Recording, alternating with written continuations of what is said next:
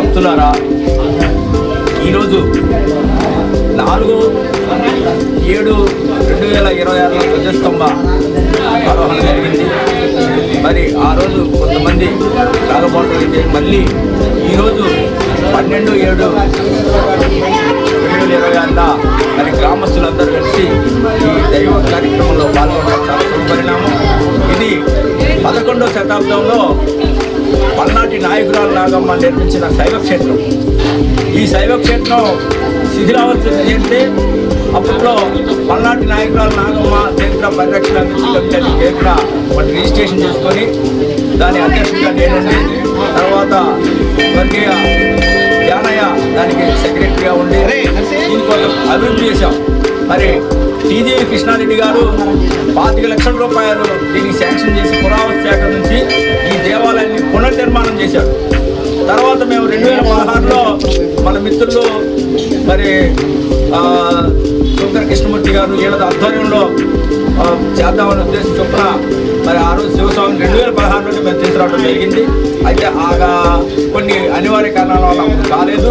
తర్వాత మళ్ళీ 2021న గంగా కృష్ణమూర్తి గారు మళ్ళీ ఆ శివస్వామిని తీసుకొచ్చి ఈ శివలింగ ప్రతిష్ట శివస్వామి చేశాడు. ఈ మరకత లింగం 10 లక్షల రూపాయలు మరకత లింగం, మరి నంది ఇవన్నీ ఒక భక్తుడు ఇచ్చాడు. అలాగే ఈ చుట్టుపక్కల వినాయకుడి విగ్రహం కానీ, వినాయకుడి గుడి కానీ, మరి సుబ్రహ్మణ్య స్వామి గుడి కానీ పిడిగుడోళ్ళు వైశాసి నిర్మించారు. అలాగే ఈ మండపం కూడా ఈ కామాలపాడి వాస్తులు నిర్మించాడు. మరి ధ్వజస్తంభం తోట వెంకటేశ్వర గారు వారు నిర్మించారు. ఇవన్నీ భక్తులు నిర్మించినయే. ఇవి అందరికీ సంబంధించిన ఆస్తులు. ఇలాంటి ఈ దైవ కార్యక్రమం అనేది అందరికి సంబంధించింది. దైవ కార్యక్రమం అందరికి సంబంధించింది. ఎవరైనా వచ్చు, ఎవరైనా చేసుకోవచ్చు.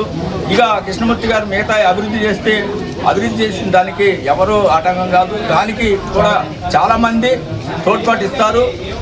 ఆయనకు కూడా ఈ దేవాలయం పరిసర ప్రాంతాలన్నీ డెవలప్ చేయాలని, అలాగే గతంలో ఇది ఎండమెంట్ కింద ఉంది.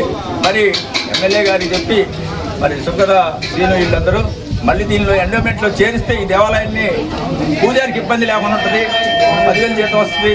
దాన్ని ఆలోచించాలని కోరుతూ మరి ఇంతటి మహత్తర కార్యక్రమాన్ని నిర్వర్తించినందుకు అందరికీ శివభక్తులందరికీ నమస్సుతులు తెలుస్తూ ఓం నమ శివాయ, ఓం నమ శివాయ, ఓం నమ శివాయ, ఓం నమ శివాయ.